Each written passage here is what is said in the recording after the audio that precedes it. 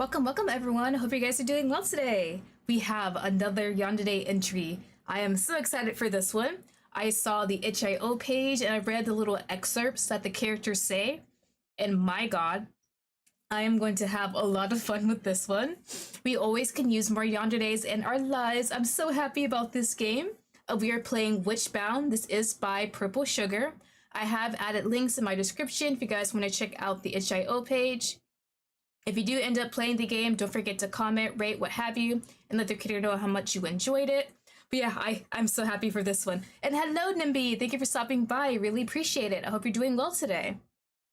I do have all three of my cats in my room, so they might end up wanting to leave like always. Because if I leave them outside my room before streaming, they will yell like crazy. So they're all taking naps, so we should be fine, possibly. But I think like in an hour or so, one of them's gonna want to leave, but we're good. But yes, we're playing Witchbound. Let me get the little link up. I always have those, like the little excerpt. So as far as we know, so here are the little things that like each character says on the page that immediately got me hooked. Antagonist.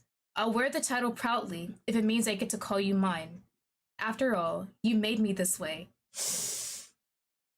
I don't have faith, but I'd kneel for you. I'm fine. I always am. Just don't go too far, okay? Man, I love it when they give like characters little like lines so you can kind of get a grasp for their personalities and the roles they play in the game. Because my god, that first one and the second one had me hooked so quickly. And I'm wondering if it's the same order as they have the characters at the bottom with the art. Also, the art in this is gorgeous as hell. Right now, my favorite character is Sevin. I am in love with him. I know nothing about this character, but I need them all the way. Oh my gosh, yeah. Do I have any news to say? I'll probably say it at the end of the stream, but I'll say it again. I'm gonna be participating in Otome Game Celebration. It is gonna be May 4th through the 11th. It is on Steam. It is Crystal Gameworks is hosting it. Basically, all types of indies or bigger Otome games will be featured on Steam as their own little festival page. So all week for that, the 4th to the 11th, I will be streaming and only uploading games that are inside the festival. I do already have like a schedule made. I just still gotta record some stuff.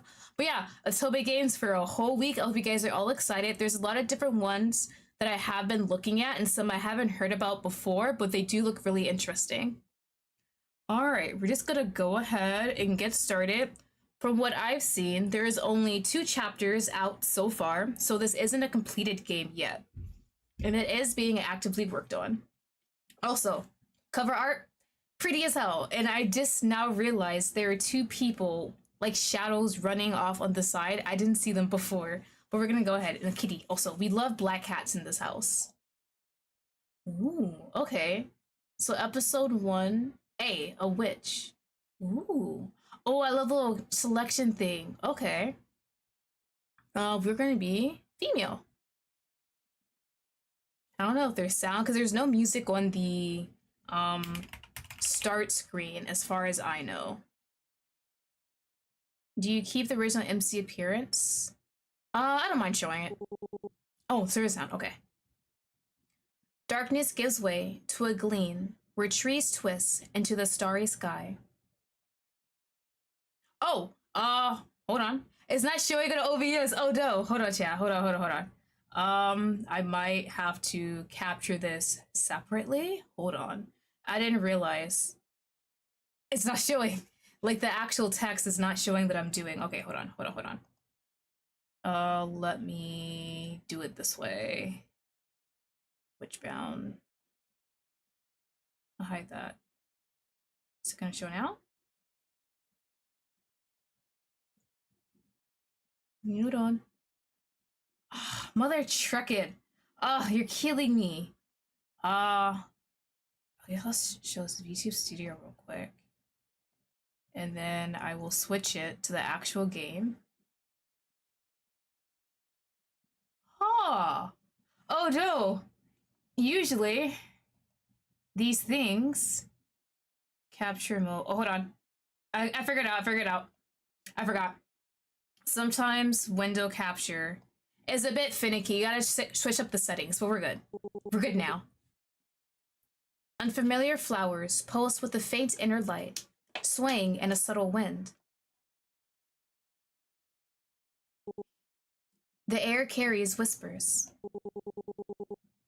The ground is cool under bare feet, each step strangely familiar, as if my body remembers what my mind has lost. Suddenly, I hear footsteps behind me. I turn, heart racing, but strangely, I'm not afraid. Yet. A figure stands in the shade of the trees. I can't make out his face. Princess? Me? The single rough word pierces deep into the bone. Suddenly, smoke rises from the ground, curling around the glowing flowers before flames burst up around me. The scent of burning petals chokes the air, heat crushing in. As everything fades to black, a voice follows me down, distant at first, then right against my ear. Let's see where your choices will lead you this time, little witch. Ooh, so we're the witch. I wake up to darkness, the fading traces of a dream slipping just beyond my reach. Something about flowers, or fire, or... The details slip through my fingers like water. You're talking in your sleep again. His voice comes from somewhere across the room. I don't bother looking. I know he'll show himself when he feels like it. Did I say anything interesting? Just the usual nonsense. Though you did mention something about a princess this time. Hope it wasn't about yourself. I throw my pillow in the general direction of his voice. Shut up, Tiss. Who is Tiss? Tiskers! Oh, is that the cat? Careful with the violence, princess. That is loud. The alarm cuts through our banter, its ring making me wince. 7 a.m. I drag myself to the bathroom, under the morning's familiar weight. The mirror reflects a tired stranger with dark circles and tangled hair. A far cry from any princess. Whatever that dream was trying to say. Tiskers materializes on the sink counter, looking like a black puddle of smugness. Yeah, there it is. Cat wants to leave. Give me 1 second.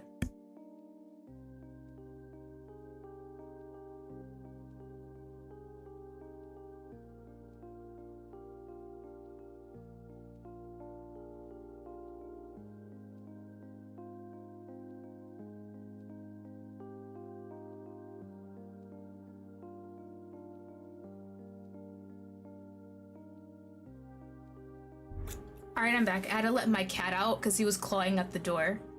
Oh, hello! Welcome! Thank you for stopping by. Ready to learn? I don't know much learning you're gonna do here. There's the kitty Tiskers. You look terrible. Thanks for the morning sass, Tis. Just what I needed. He stretches lazily, taking up more space than a cat his size should. Honestly, is a virtue. That's what familiars are for, right? Okay, that's what I assumed, since that weird stranger called us a witch earlier. So we are a witch and this is our familiar. I wonder how witchy are we? Like powers, potions, any of that stuff? Pretty sure familiars are supposed to be helpful. I am helping. Someone's gotta keep you grounded. I wince as I run my fingers through my tangled hair. Just keep the floating to a minimum while you're here. I don't need the landlady thinking I adopted a pet. Ooh, okay. So probably no pets allowed, or you need to pay extra. Pet. Me. I am a being of ancient power and mystic knowledge. Ancient power that still demands tuna I barely... Is he sticking up his middle fingers at me? Is that what this is? It's actually kind of cute and infuriating at the same time. I squeeze toothpaste onto my brush and start brushing my teeth. The routine motion, a weak anchor against the dream's lingering uneasy. That voice from the dream still lingers at the edge of my mind. Let's see where your choices will lead you this time, little witch. My hand stills. Tiskers tilts his head. His gaze sharpens. You're thinking too hard again. I spat into the sink, the white foam swirling down the drain, taking the minty taste, but not the mental residue. Cupping hands under the tap, the cold water provided a brief, shocking comfort. It felt like that's an important dream.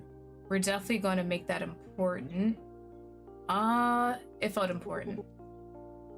In my dream, someone called me princess. It felt important. Important? I don't know. Sounds like a weird dream to me, just like all the rest. At the end, there was a voice. It said something about choices. Choices, huh? Spooky. Well, don't let it get to your head, kid. Still thinking about your little escape? I'm not escaping. I'm just... chasing destiny. Or are we on a Dumas level freedom quest? And you're an expert on freedom and destiny now. I'm an expert on watching you tie yourself in knots over it. Big gestures snap. Small, quiet steps bend the lock. I roll my eyes and start brushing my hair. Okay, expert. What's the small, quiet step against my mother? Ooh, okay, some family drama. You stopped playing the piece she wrote. Wars on your side, friction on hers. My brush pauses mid-stroke. Wards? What kind of wards? The kind that slip into tea, poisoning our mother. One accident was something from her own poison collection. And suddenly, you're an orphan with a very nice library. I like how Tiskers is thinking realistically. He's really saying, if we need to poison your mother, we might as well just go ahead and do it. You're talking about poisoning her. That's not a small step. That's murder. I mean, if we're a witch, can we get away with murder? Where's this? I don't want to press a button and mess up, but where's save? Is that save? That's history. That is settings. I think this is save. It is, okay. You can't be serious. Maybe you're right. We don't know much about our whole situation with the mom yet. I'm gonna hold off on poisoning her, for now at least. You can't be serious. Can't I just gave you a permanent solution. Honestly, if you just relax a little, things would be a lot more interesting. He stretches again, graceful and languid as always. Interesting, or completely out of control. Out of control is interesting. A little chaos never hurt anyone. Well, not anyone we care about. You're such a pain. You wound me. I'm just expanding your options. Can I see the other options first, just in case?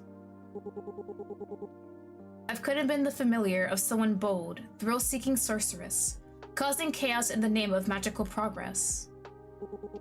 But no, I'm stuck with the one who won't even cast a spell without a good reason.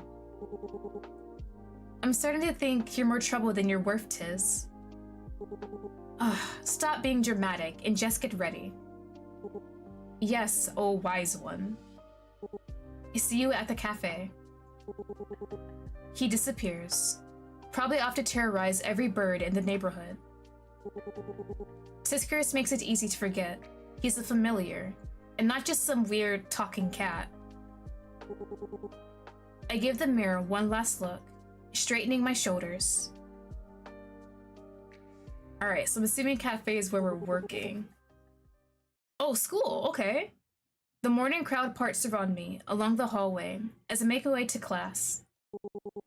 I keep my head down, counting steps, measuring breaths.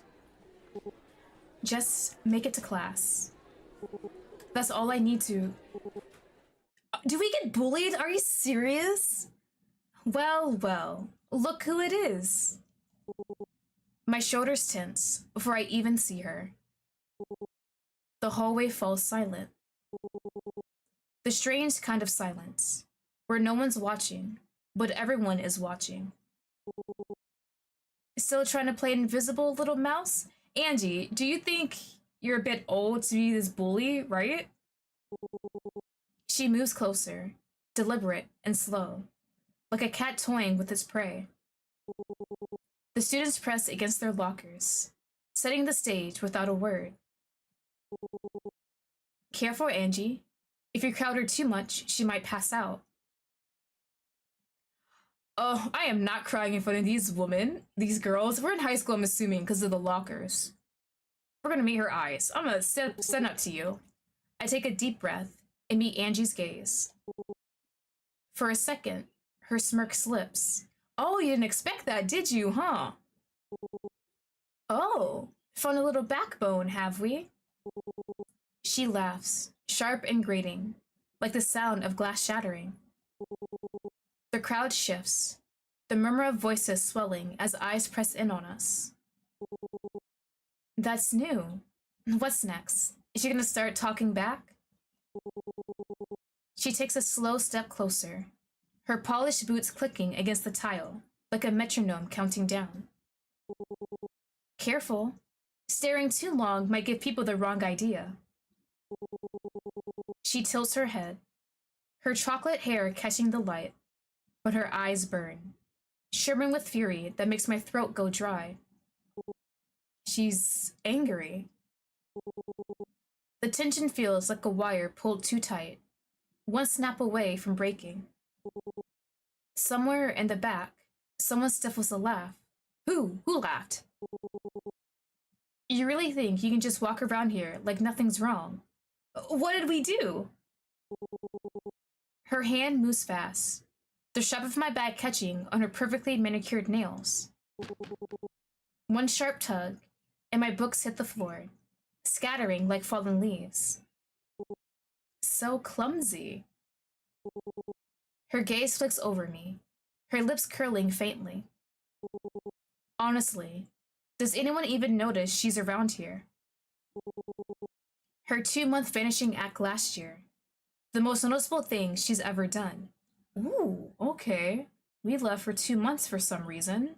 And the way they said vanishing act seems like we just left out of nowhere and no one in the school knew why, even the teachers.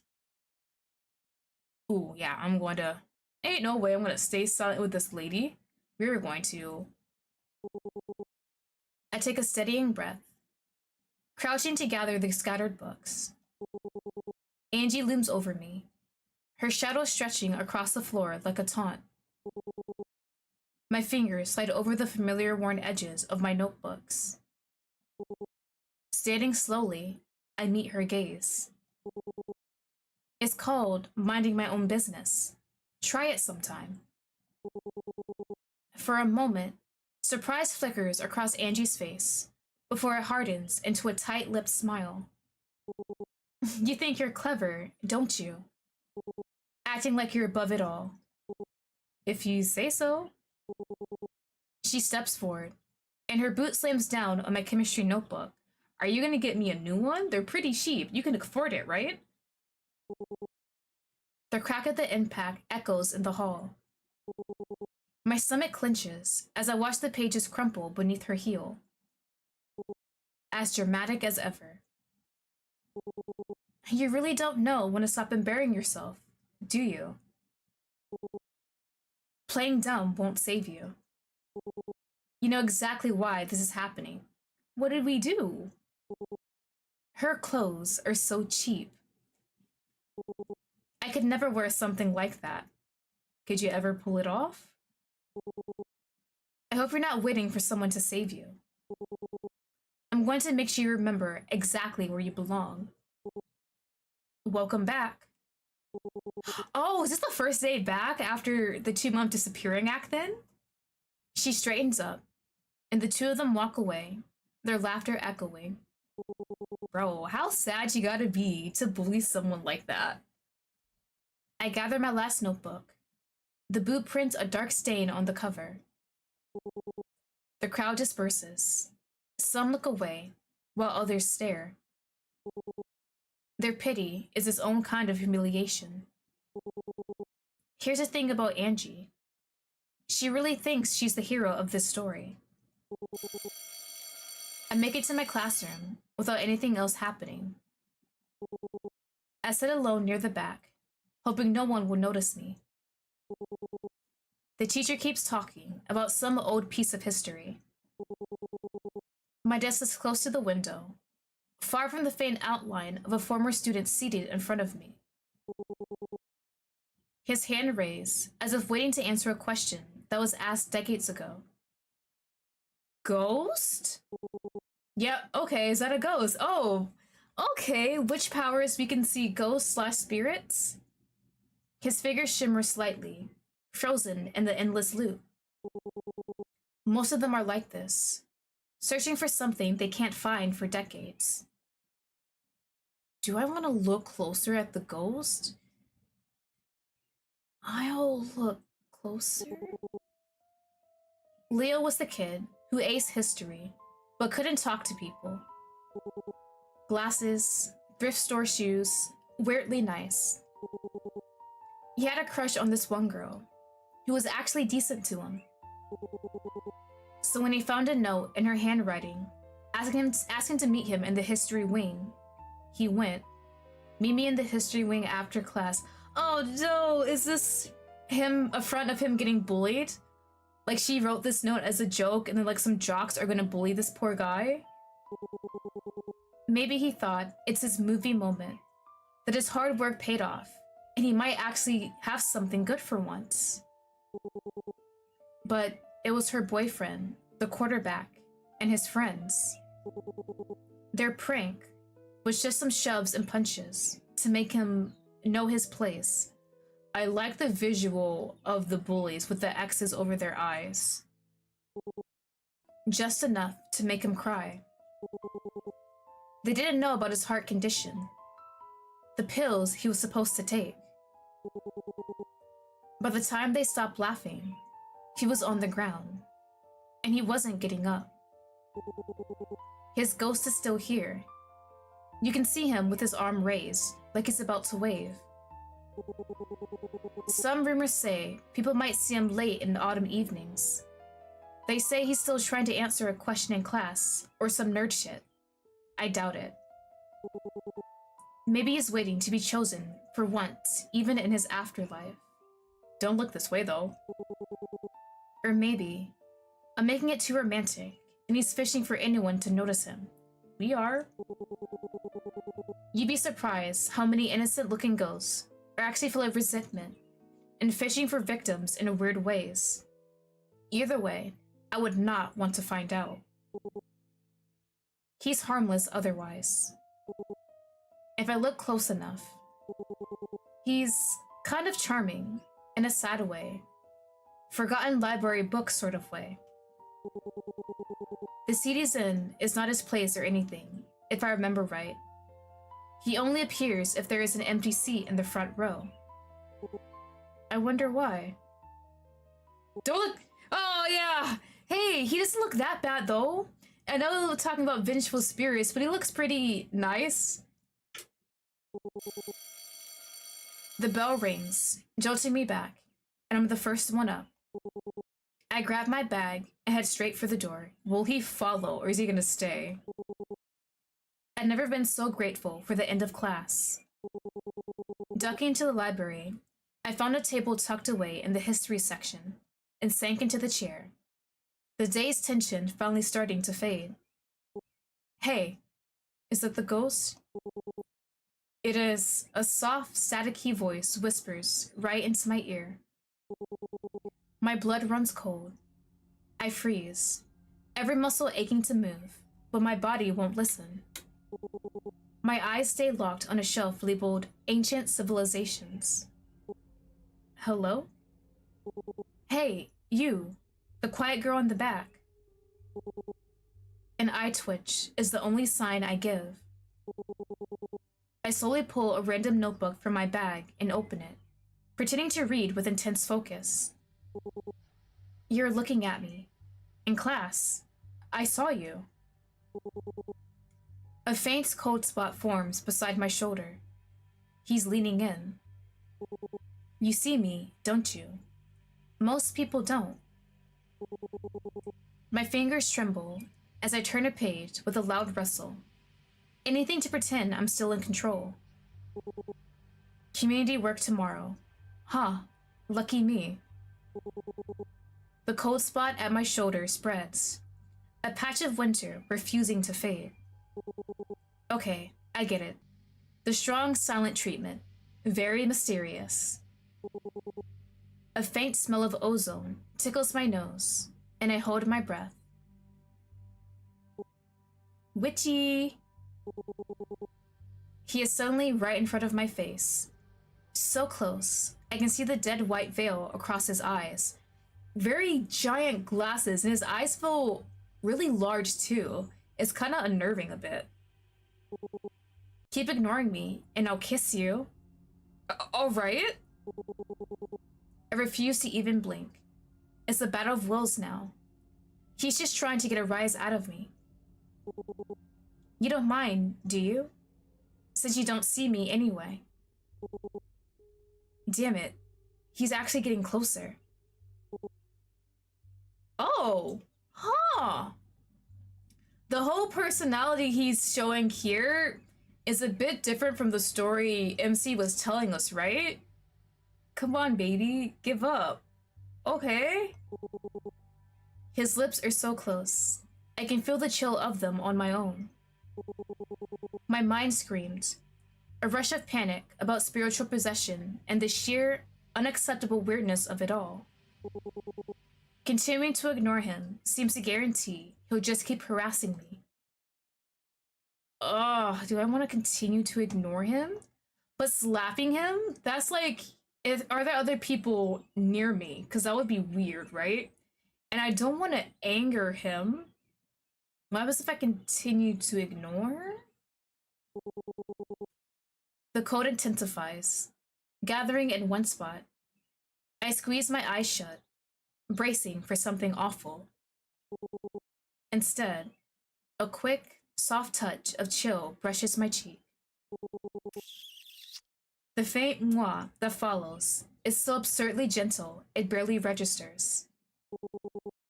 My brain lags a full second, trying to process what just happened.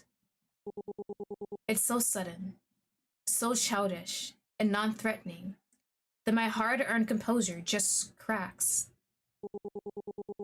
A sharp gasp slips out before I can stop it, my whole body jolting in the chair like I've been shocked. My hand flies to my cheek, where the cold spot is already fading. Aw, look at your face. You're so cute, just like a cherry. Were you expecting a different kind of kiss? Just say the word, sweetheart. What the fuck? Why would you do that? I knew you saw me. You could have said something sooner. Ghosts are dangerous, dude. Well, not all. Just most. Are you part of that? A flat stare is all he gets in return. The most unimpressed look I can muster. Okay, I get it. So, what's your name, witchy girl? Leave me alone. The words come out as a mutter, more a plea than any real threat. Nice to meet you, leave me alone. My name is Leo. A long, weary sigh escapes me before I can stop it. Lottie. My name is Lottie. Aw, Is leave me alone your middle name? Stop messing around. But you're the first person to really look at me like in 2 months. Last time was when I scared the shit out of that cheerleader. Such a charming little thing. He feels kinda off from the description we were given about him, about his backstory. I don't know, he seems more... what's the word? Approachable? Out there? A bit of a tease, maybe like a flirt, kinda. I shoot him a glare, sharp enough to cut glass. What? I'm already dead. Might as well mess around. Oh, is that why? There's nothing else to lose at this point? So, you're an actual witch, right? You see me? Yes, I'm a witch, so don't try anything funny. My voice comes out thinner than I want, the edge blunted by leftover fear. Ooh, I like that. So, can you make me solid, just for a bit? He flashes a hopeful grin. All boyish charm and bad ideas. I miss touching stuff, and people, especially people. Absolutely not. And why not? Don't you want to help a poor, tragic ghost find peace? His voice strips with fake sweetness, like he's auditioning for pity. And why exactly do you want to touch people? Well, I mean, to help people, especially people with skirts. Woman, do you mean woman? Is he just being a pervert now that he's dead? Let's not help this man. I'm not sure what face I'm making, but judging by the twitch in my jaw, it's probably not far from a glare. I swear, his personality alone is aging me. Okay. God, you're no fun. Weren't you supposed to be a tragic ghost? A sudden silence hangs between us. He goes quiet, like I've hit a nerve, or pulled the rug out from under him. I can't tell which. Tragic? Why would I be tragic? Do not tell me the story we thought was fake. I blink, caught off guard by how genuinely puzzled he sounds. The story that you were bullied, got a fake note from your crutch, and died of a weak heart? For a second, his eyes widen behind his glasses before a slow, mischievous grin spreads across his face. Wait, that's what they think? That I'm some tragic loser?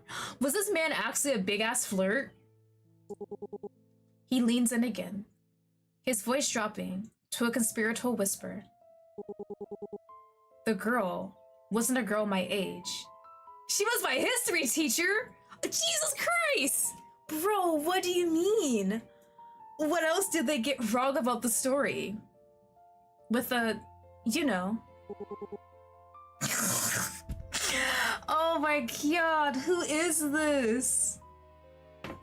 The way I was feeling so much sympathy for this character, like goddamn, he was bullied and he was sickly and died after getting his heart broken. Now we find out he's a pervert who was lusting after his teacher with big titties. He makes a vague cupping gesture near his chest. And no, stop it, no. And she didn't stand me up. The teacher is bad too. Oh, quite the opposite. The heart thing, well, let's just say it was the best death a guy could ask for. Oh my god. I was gonna say at least he died happy, but that's still gross. No, bro. Why? Okay. All I can do is stare, my mouth slightly open. That was definitely not the story I had heard. Then where the hell did that story come up from? Also, I'm just realizing it says ADHD at the top for some reason. I am not sure why. And chat's in the way, so you can't really see it. You died from hormonal overload? A worthy cause. Way better than your version. That's disgusting. Is it? I call it a happy ending. Literally. Oh my god. Okay. That infuriatingly smug grin remains plastered on his face. My eye twitches so hard, it almost hurts. You're a pervert. A goddamn pervert. What the hell happened to the teacher, though? Because if he died while they were having fun under the sheets, she would have to report the body, right? Did she make up a fake story? Did she tell the truth? Did she just try and make it seem like he died a different way? Dump his body somewhere else? I need more info besides what he's giving me. And you're a scaredy cat. We all have our crosses to bear. I sigh, starting to gather my things. Anything to signal done with this conversation. Very entertaining, but I have my next class. I'll be leaving now. Do not follow, please. Oh, sure. Run away from me like everyone does. You're not about to guilt trip me after everything you just said. He lets out a dramatic, theatrical sigh. By the way, why is your hand always up? Simple. First, if I just sit here, people might not notice me. A raised hand? Instant attention. Second, every ghost needs a thing, a pattern, something that sticks.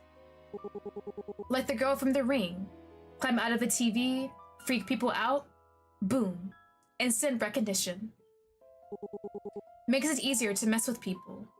Make them think they're losing it. He sounds almost proud of it. And why would you do that? For a heartbeat, he doesn't answer. The playful spark in his eyes fades, leaving something sharp.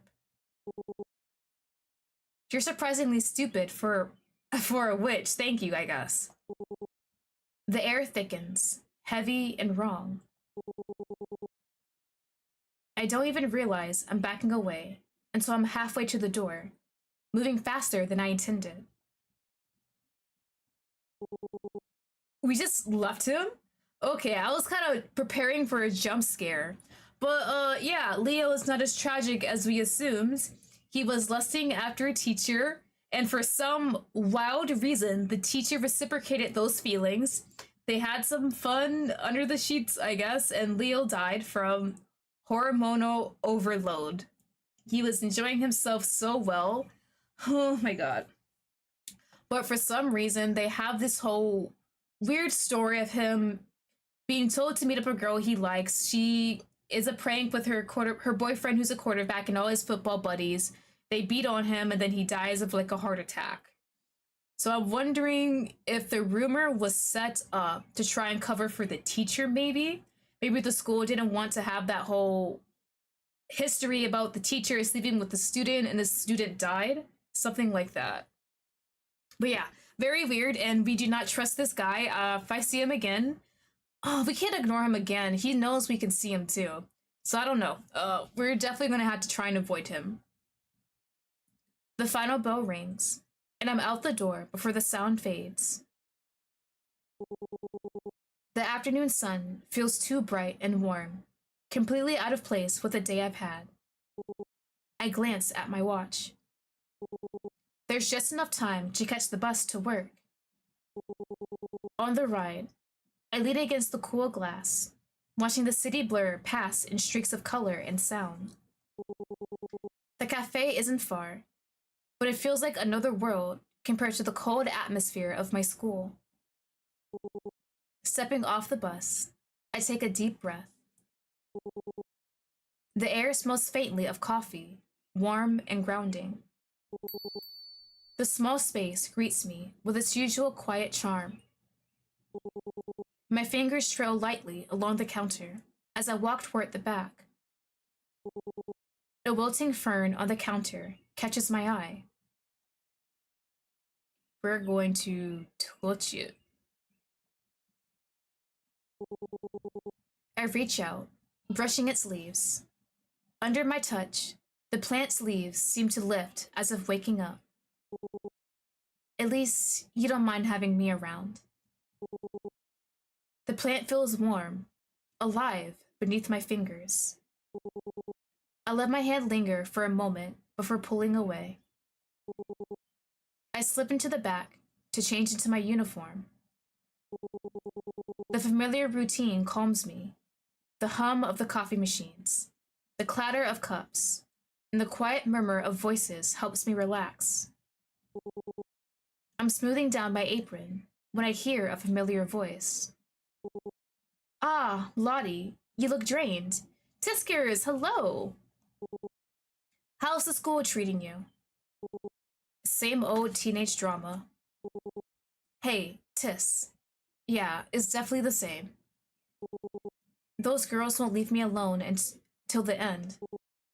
Same, she says. He drawls, as if unimpressed. One day, you're gonna wish you let loose just a little. I mean, yeah, if those girls are sitting there bullying me, it wouldn't hurt just to mess with them a little. Like maybe change something, change their hair into like spiders or something like that. Trust me, witch isn't just a title, it's a state of mind. A very fun one. Forget about high school drama. You better watch yourself. That old witch has eyes and ears everywhere. I know, Tiss. And don't skip on your protections. You never know when some wayward spirit, the size of a little witch, makes a good snack. I smile as he walks away with his usual air of importance. Some days, Tiskers feels like the most constant part of my life, and somehow that feels reassuring.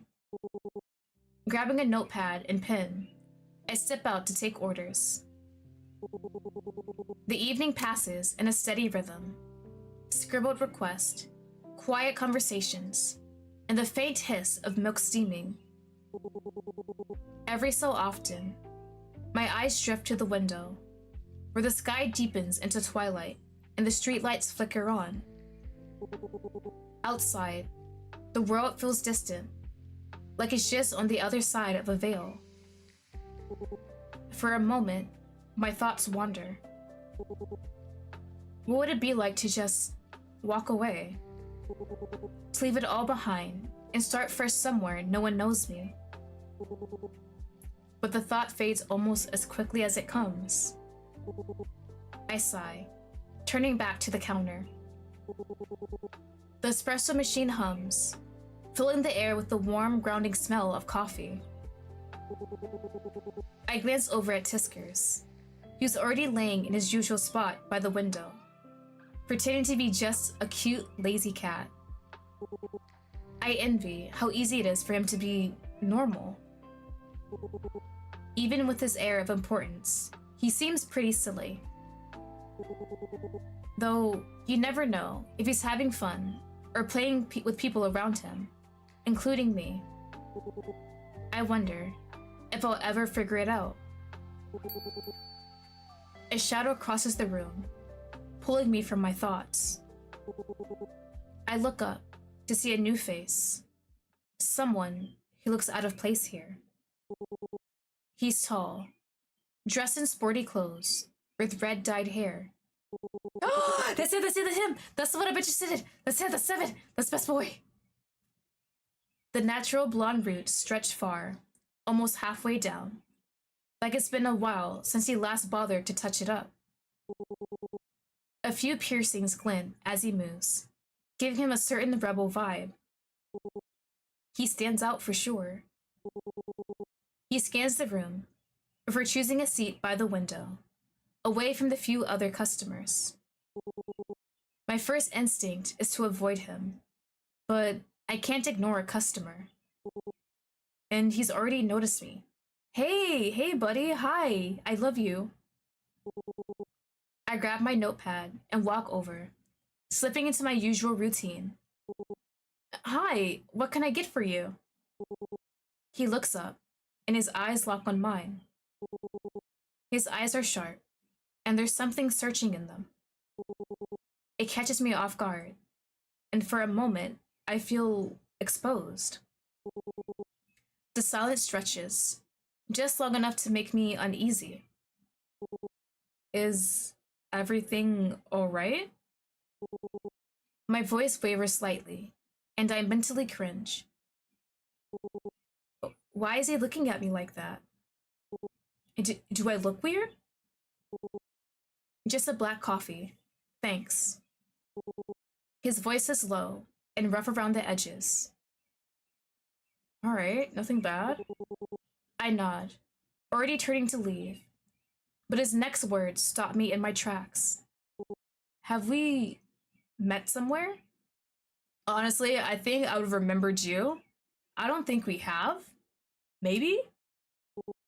My heart jumps. I don't think so. Yeah, we don't think we've seen him before. I don't think so. You sure? He leans forward slightly. Because I could swear. I'd remember. I say, then feel my face warm. That came out wrong. Or maybe exactly right. I'm not sure anymore. He's still watching me. A faint line between his eyebrows. I guess I'm just seeing things then. I hurry back to the counter, but I can feel his presence like a warm spot on my back. When I glance over, he's pulled out a notebook, writing something with quick, sharp motions. The plants near his table are leaning toward him, just slightly, like they're curious too. Tisker hops on the counter beside the coffee machine, his tail twitching. He looks so silly like this. Why are you doing that face? He looks weird. Not human? Magical, maybe? I didn't see that clown around before. It's not nice. The bell chimes, and June bursts through the door like a gust of fresh air. Her short, messy hair somehow looks intentionally styled instead of rushed. Yo, Sevin! You got here before me, huh? She throws herself into the chair across from him, with the easy confidence of someone who's never worried about taking up space.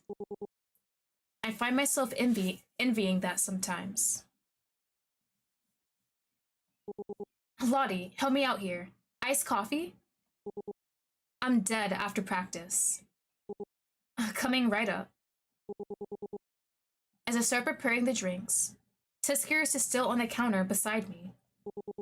His tail twitches as he stares at it, seemingly Sevin, in a pretty obvious way. That one's different.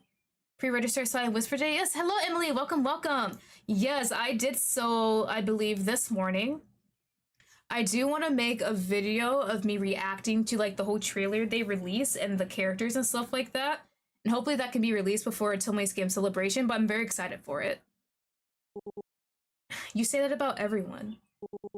No, this is something else, dumbass. Well, damn. Before I can question him, he hops off the counter and heads straight for June's table. There's my favorite cafe cat. Come here, handsome. She scratches under his chin, and he starts purring immediately. So much for his dignified, familiar act. Still collecting strays everywhere you go. He doesn't look up from his notebook, but there's a faint trace of something almost tender in his voice. Says the guy who avoids any type of contact. No girl would ever get close to you with that grumpy act. I would, me, right here. I love the grumpy cold act in fictional men. Some of us have standards. From the corner of my eye, I catch a glimpse of something unusual, yet familiar. A pale, semi-transparent fox slip between the tables at the back of the cafe. Its movements are fluid, cautious, its faint outline flickering like light through fog. It's irregular here, always appearing in the late afternoon, wandering between tables as if searching for something it lost long ago. They all do. I watch it move gracefully past the tables, its form almost blending into the soft shadows. When it nears June and Seven's table, I force myself to look away. If Seven's axe reacts to the fox, then we know he's not fully human. Ooh! And so I notice his gaze shift, just for a split second, following the fox's path. So that's what Tiskers was feeling. I grip my notepad tighter, feeling the press of its edge digs into my fingers. I'm used to it. The faint presences that belong to a world most can't see. But did he notice? It must be a coincidence. I glance at Sevin again. He's back to focusing on his notes, his expression unreadable.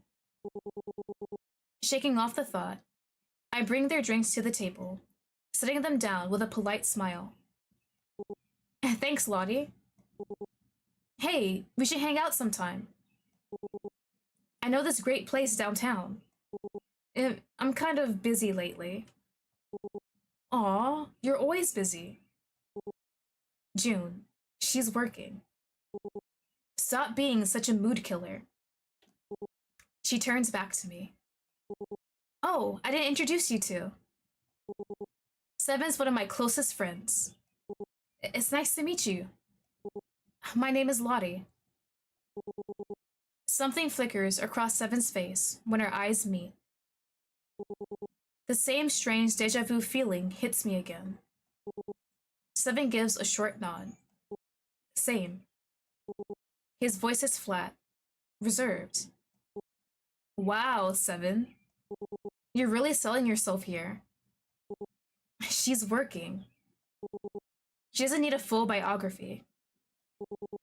June groans dramatically, rolling her eyes at him before turning back to me with a grin. Don't mind him, Lottie. He's just like that. Always serious and antisocial. And you're always loud. He glances at me one more time before he returns his focus to his notes. It feels like he's deliberately keeping his distance. I think you two will get along eventually. You're such a cutie. Even the plants are so much more lively since she works here.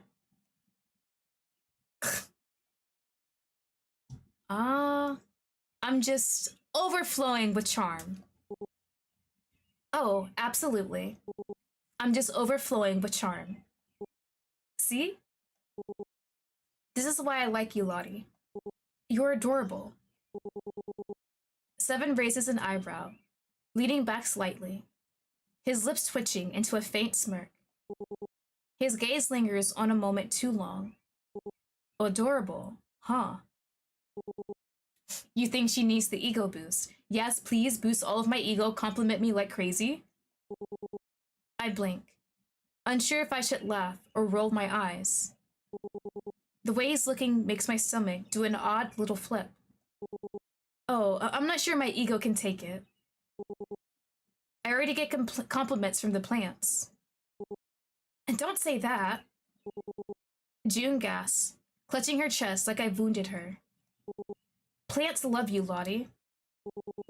I swear, every leaf shines with joy when you walk by.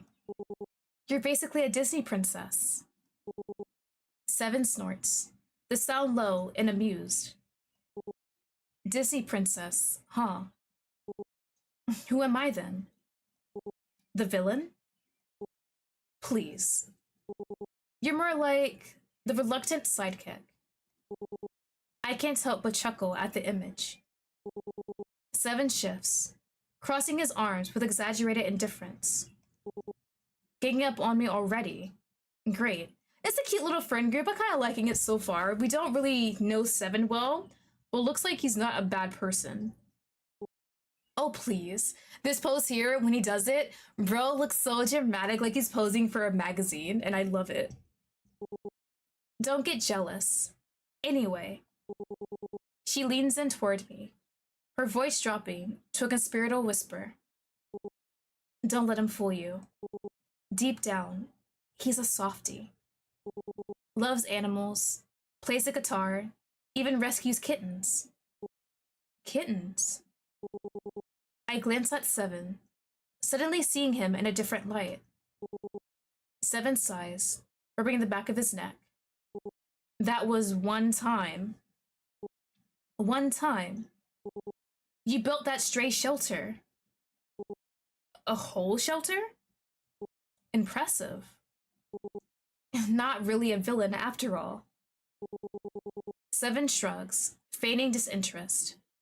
But I notice the tip of his ears turning slightly pink. Even villains need hobbies. June claps her hands together, looking far too pleased with herself. See? I knew you two would get along. You're totally complimentary. Sunshine and storm clouds. Sevin raises an eyebrow. Come on. Now I'm a storm cloud? Do you really have to ask? I laugh, trying to switch the conversation to a more neutral ground. So, how long have you two known each other? Forever, basically. Childhood friends? Let's go! Since we were kids. That's cute! He was far more cute back then, for the record. And you've been loud since birth.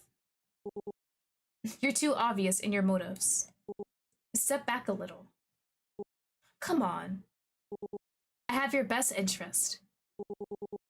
I chuckle awkwardly and excuse myself to go on with my work. I make my way toward the counter, but not before casting one last glance toward the fox. It sits by the far window now, watching the scene with quiet eyes that seem almost sad. I look over at Sevin again, wondering for a moment if he really did see it. But his focus is elsewhere. The afternoon crowd has thinned out. My shift is almost over. June checks her phone, then stands, stretching with a dramatic sigh. My turn! Go home and rest, Lottie. Oh, co-workers! We had to switch shifts? You look tired. She bumps my shoulder slightly as she heads behind the counter. Sev, you're keeping here all night or something? The atmosphere is good for studying. But he's not looking at his books when he says it. Right. The atmosphere. There are actual libraries in this city, you know? And since when you're actually studying? You're annoying. Libraries don't work at this hour. Keep it up, and you're not getting a refill. I slip into the back room to change, the weight of the shift heavy on my shoulders. Tisker circles my feet while I take off my apron. Do you think he noticed our permanent guest? I don't know. His tone is casual, but I catch the edge of curiosity in his voice. When I step back into the cafe, Sevin's gaze catches mine from across the room. See you around, Lottie. I wondered if I should ask if he'll be around more. Or that would sound like I want him around. Would it be weird? It wouldn't be weird. He doesn't seem like a bad person. It's not a big deal after all. Will you be hanging around more? Because, like, this is where we work, and we work with June while switching shifts. So if we see him around more, there's nothing bad about asking for it. Sevin raises an eyebrow, his expression shifting ever so slightly, like he's weighing his response. Miss me already? Yes? The teasing catches me off guard, and I fumble for a response. I just thought you might. Never mind. His lips tilt slightly, a faint, almost reluctant smile forming, as if my awkwardness is more entertaining than he cared to admit. Good luck with your studies. Though, seems like June will kick you out eventually. I glance towards June, catching her exaggerated eye roll from behind the counter. I've got my methods. I'm mid-step towards the door when his voice stops me. Lottie? Something in his tone makes me pause. I turn, catching a flicker of something in his eyes. Wait. Yes? He moves closer. I can almost feel his breath. My breath catches. Not from fear, just something else. His hand reaches towards my face, fingers impossibly light.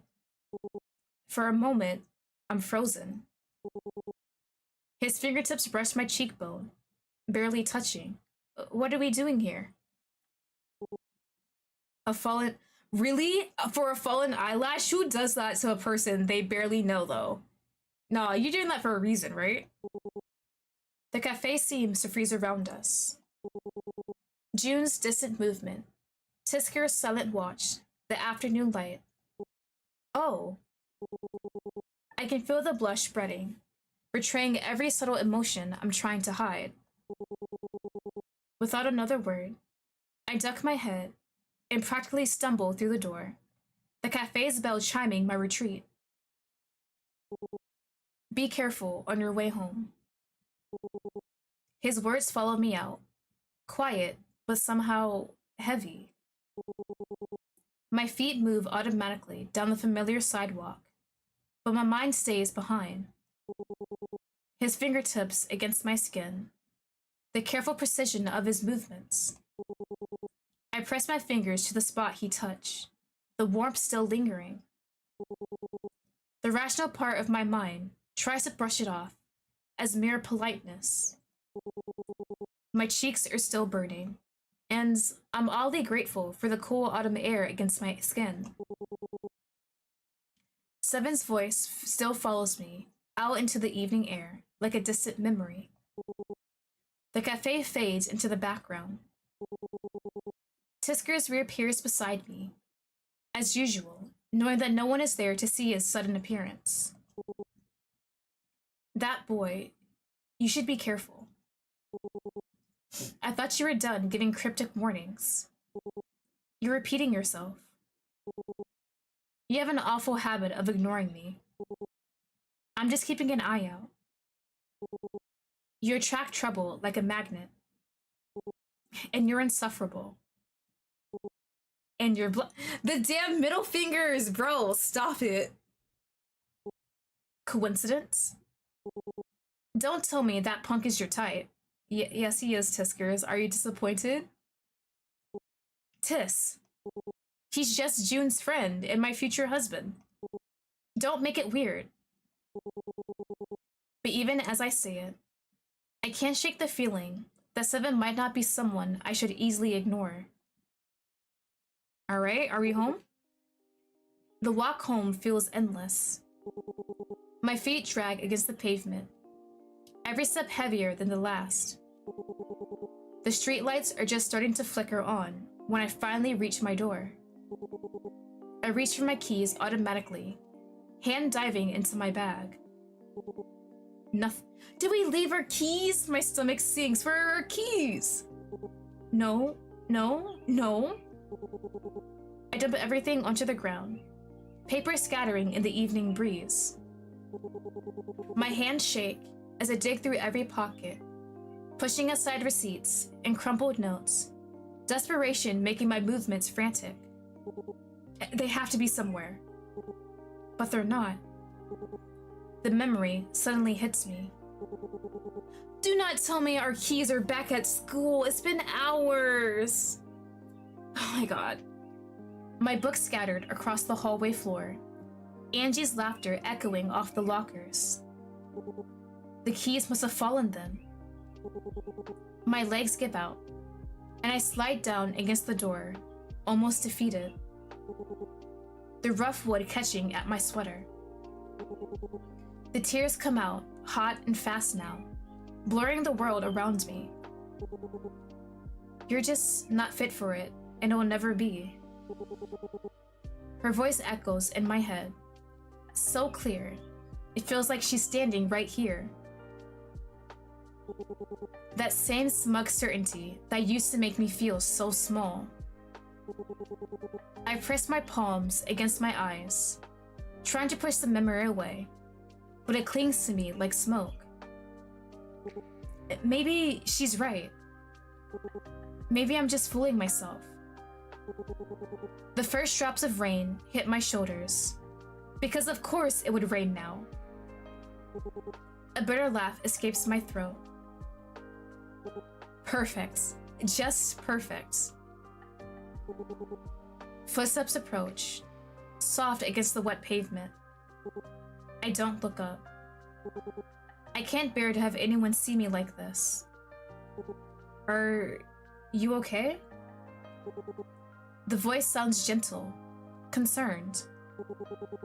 When I finally lift my head, I see a young man watching me with worried eyes. Dark hair, light blue eyes, must be my housemate. I'd forgotten he was moving in today. Hello, third love interest. Is your name Lottie? I scrub at my face with my sleeve, mortified. My cheeks burn despite the evening chill. Yes, I'm sorry. My laugh comes out shaky, and I hate how vulnerable I sound. The words seem to catch in my throat. This is probably not the best first impression. The guy crouches down beside me, close enough to block some of the rain, but not so close that it feels invasive. No need to apologize. What happened? I lost my keys. Probably at school. I gesture vaguely at my scattered belongings, watching as the rain starts to dot my papers. I thought I had to sleep out here. Pretty dramatic, huh? Hey, we all have those days.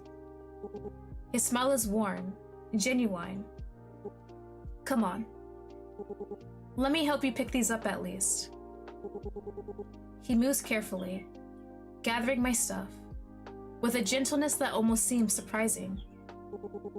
I watch his hands, steady and sure, as they rescue my books and notebooks. You don't have to. I know. He glances up at me through the rain, a small smile softening his features. I just want to. Something about these simple words makes my breath catch. Water drips from his dark hair, and his sweater is starting to cling to his shoulders, but he doesn't seem to care. I have a spare key to the front door. Oh, thank God you're here, because I did not want to stay out here all night.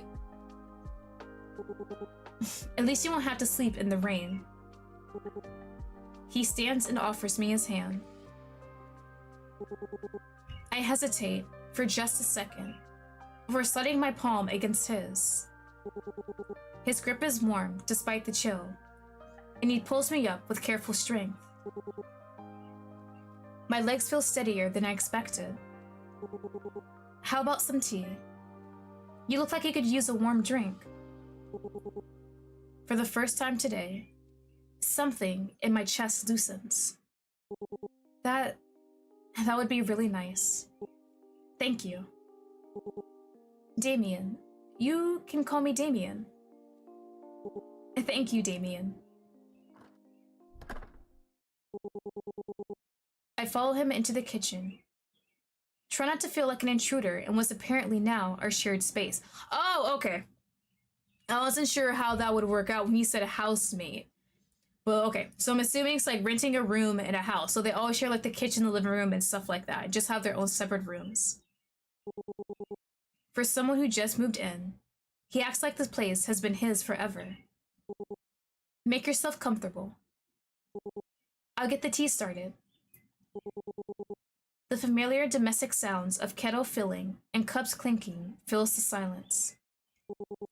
I watch him move around the kitchen, unable to shake the strange feeling of familiarity. I'm Miss Hayesworth's nephew, by the way.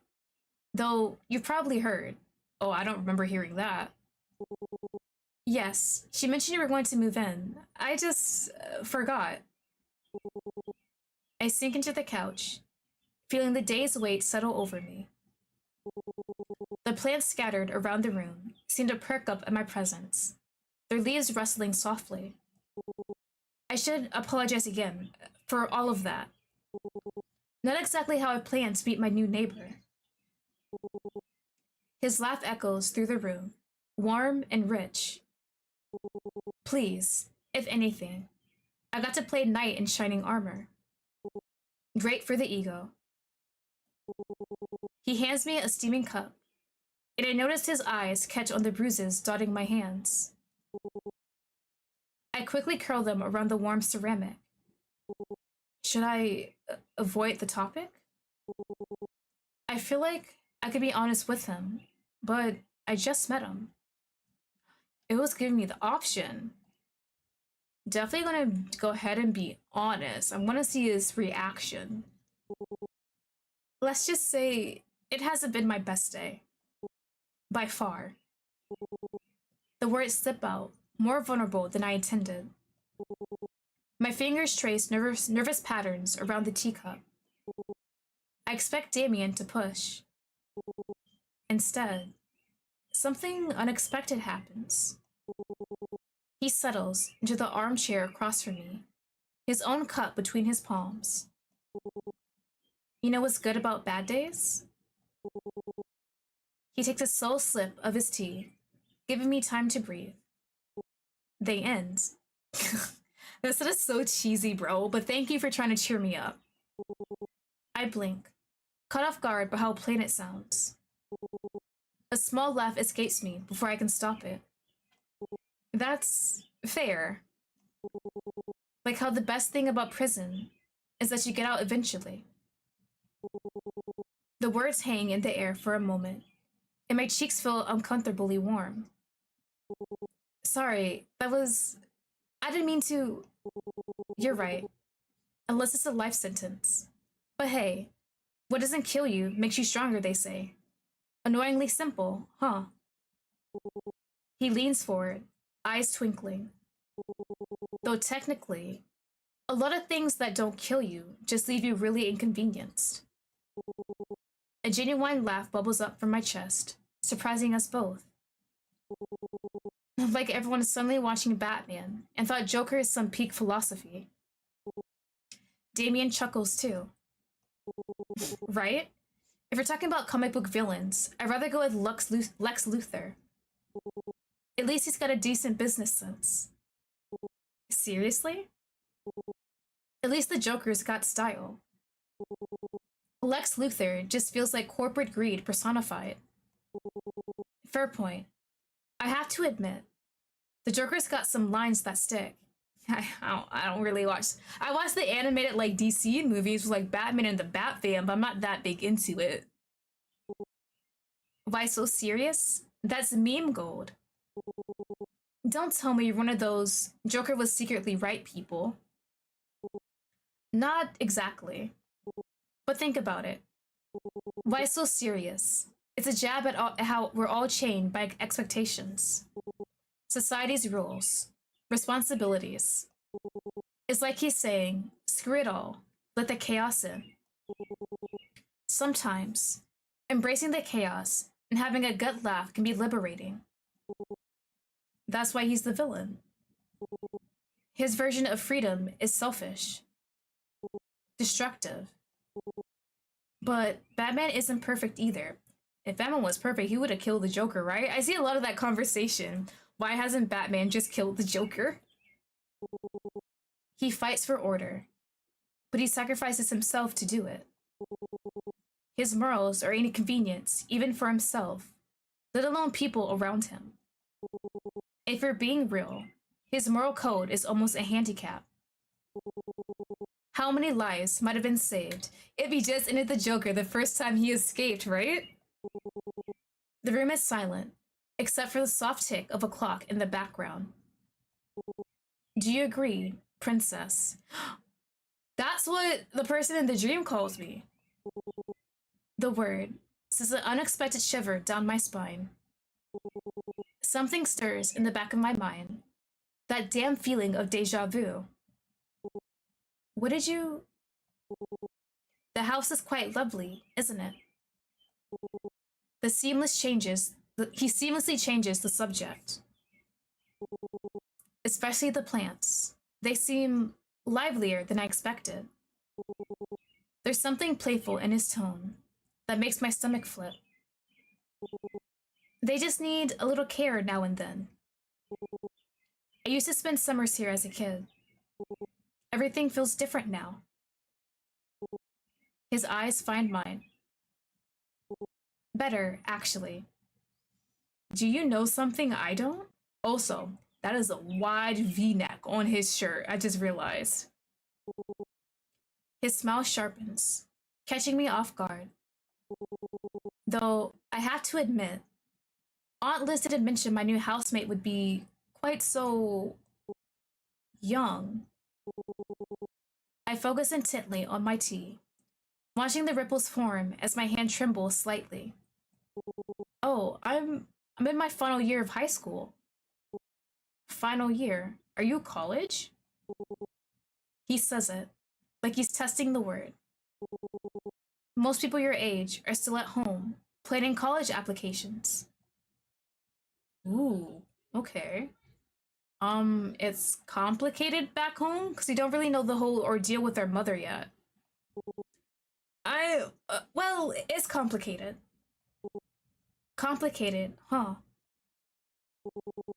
There's a subtle pause as he leans back in the chair.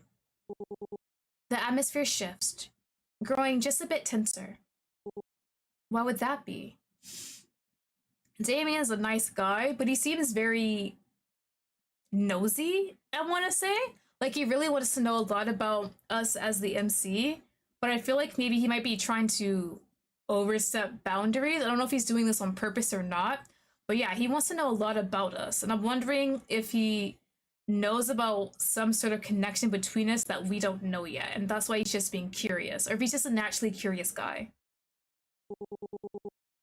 I can feel the heat creeping up my neck, my mind scrambling to come up with an answer. It's like he can see right through me. Let me guess. He straightens up, resting his forearms on his knees, his eyes never leaving mine. Family issues? My silence all but confirms his guess. He lets out an intrigued hum. What made you decide to move in here? Damien doesn't miss a beat. His smile suggests he's completely aware of my tactical change of subject, but he plays along. Aunt Liz has been persistent. Seemed practical, considering I'm starting college nearby. Ooh, a freshman, okay, so like a year older than us? College. First year at Northgate. Basketball, philosophy major. His casual confidence when he says it makes it sound both impressive and somehow ordinary at the same time. I take a sip of tea. I find it perfectly prepared, exactly how I like it. He's definitely skilled. He looks surprised. The tea is actually really good. A faint grin tugs at the corners of his mouth, like we're sharing a secret. You seem like someone who appreciates details, princess. Yeah, I'm gonna ask, why are you calling me princess? We just met, right? Why do you keep calling me princess? The question slips out before I can overthink. Damien's gaze holds mine, an unreadable expression crossing his face. Maybe, because you make it so easy to give you pet names, princess. There's a teasing edge to his tone. I just think it suits you. I remember it. In my dream. Why? Why? He leans back slightly, his expression thoughtful. That's a good question. I suppose. It's because you have a certain something about you. Whatever it is, it makes me want to call you princess. His voice softens, and I feel the heat rise in my cheeks before I can stop it. I. Did we meet before? What makes you say that, princess? Hmm. Do I bring up the dream? I'm gonna sound crazy, but I wanna see his reaction to it. I had a strange dream. It might sound stupid, but I think I heard someone calling me by that same nickname. My confession hangs in the air. I glance at Damien, already regretting letting him peek through the small window into my thoughts. Damien leads forward, just a fraction. A strange dream? Tell me more. Just fragments. Nothing that makes sense.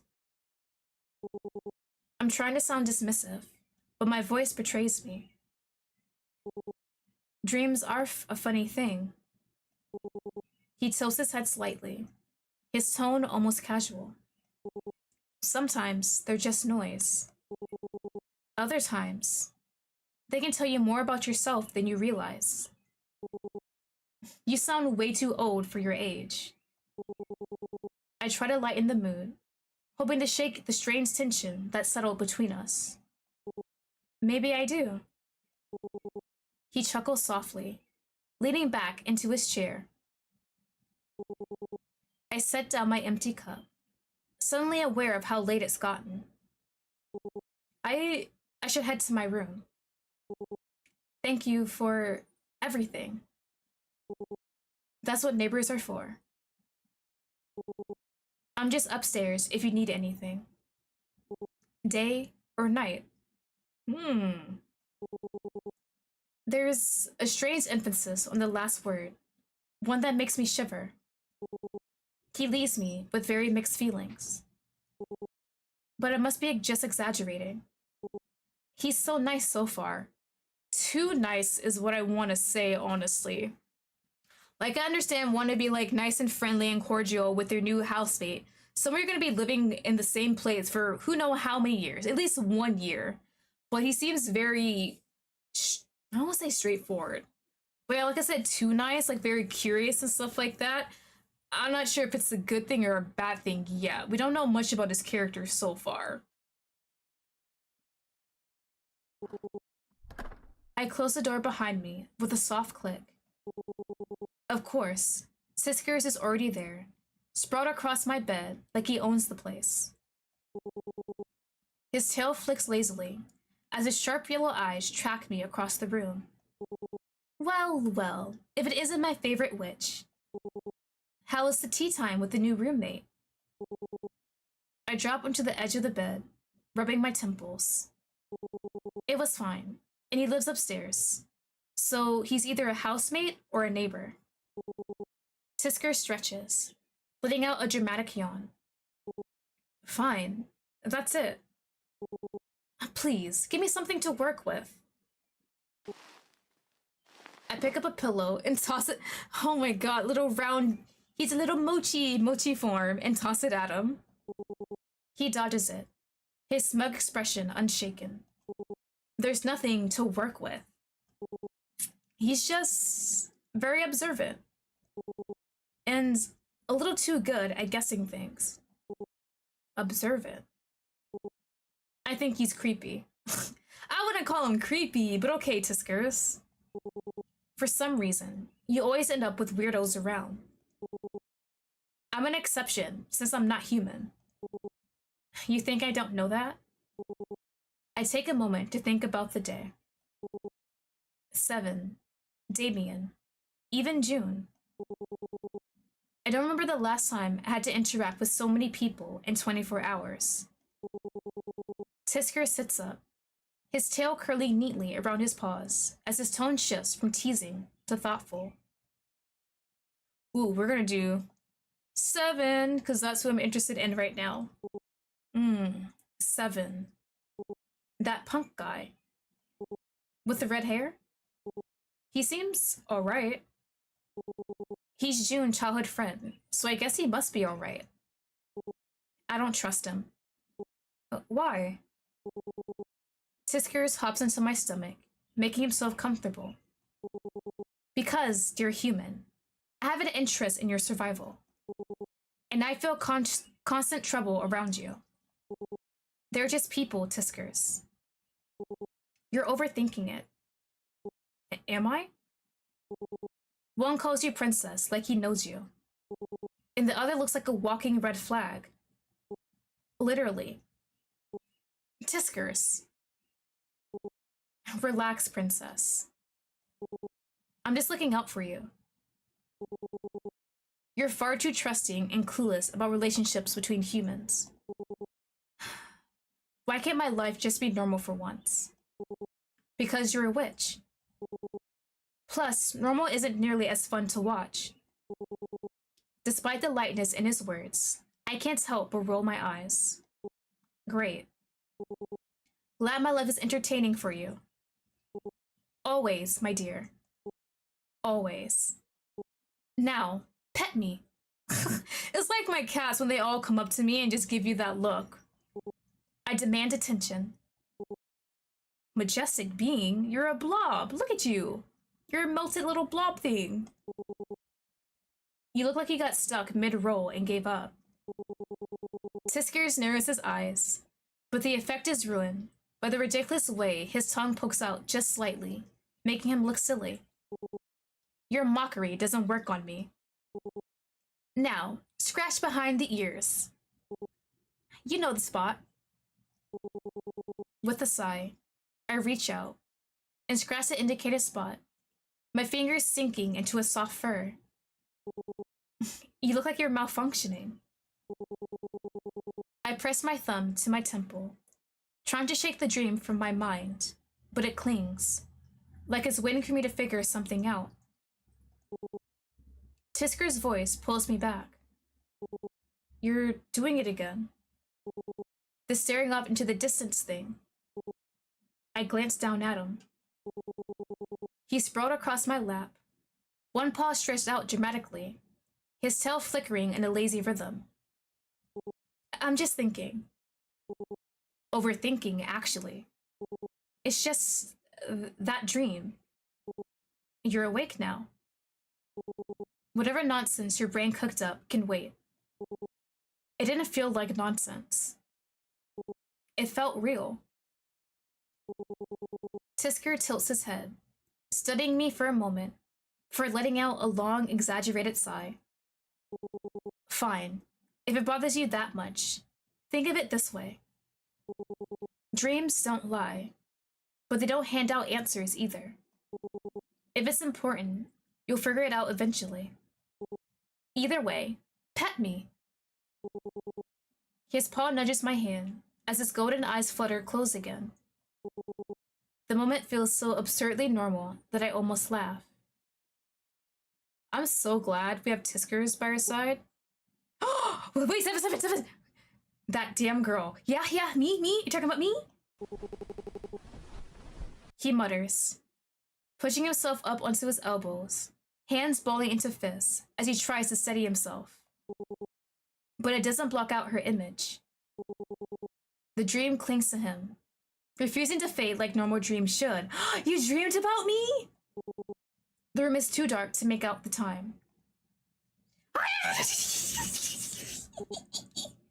Why her? Who is she? Your future wife, dude. Did you not hear me before? The thought is suffocating. His fists clench tightly, his knuckles turning white as he tried to steady his erratic breathing. What the hell is this? Why is it always that same damn girl? He takes a hand through his messy hair, tugging slightly at the strands as if the slight pain will wake him fully. His eyes drift to his guitar against the wall. Usually it helps, but tonight it might as well be furniture. This is getting annoying. It's not just a dream. He collapsed back onto the bed, his head hitting the pillow with more force than necessary. His face keeps floating back. Bright, strange, familiar in a way that makes no sense. Likely remembering something he's lost but can't name. It feels too real, he says to the empty room. Like it's trying to tell me something. Frustration coils in his gut. He hates this feeling. Like he's missing a puzzle piece. I can't stand this. He punches the mattress beside him, knowing sleep is done for the night. I need a drink. What do you mean that's how it ends for his episode? You're killing me. Let me take my water break like always, chat.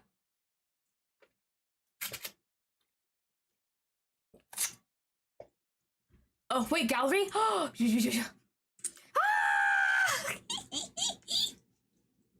Look at him, y'all. He is so goddamn gorgeous. I love this man. Oh my god. Okay, so we have some lore here. We know we play as a witch. For some reason, we are not talking with their mother. We have left home and now live in a share house with Damien. Damien calls us the nickname Princess, which is the nickname someone said in her dreams. So we're assuming there may be some sort of connection since we are a witch. We don't know what it is yet. Sevin, we have proof he can see the spirits, or at least kind of recognize them, but we don't know if he's like a magical being or is he just a human that can somehow has like higher spiritual abilities to see spirits. We haven't confirmed it in game yet, but we definitely know about it. We don't know much about June yet, but I'm pretty sure she is one of the love interests in the game. We just have like little bits and nuggets. She's a co-worker, Sevin's childhood friend. She's very athletic, stuff like that. The bullies, oh my god. The bullies still piss me off. There is no way. I'm very curious about why they are bullying us as the MC. If I remember correctly, I think the one named Angie said something like how we deserve to be bullied. So I'm assuming some incident happened before we disappeared for those 2 months. Also, why did we disappear for those 2 months? Obviously, I'm assuming it has something to do with their mother.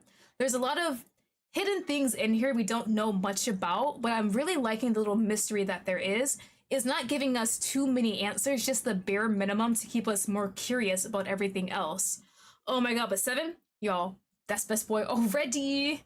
Oh, I love him. In his hair, I'm really, really digging it. Like the red really stands out against the blonde. And bro, prettiest eyes ever. And I really do like how they gave him multiple piercings.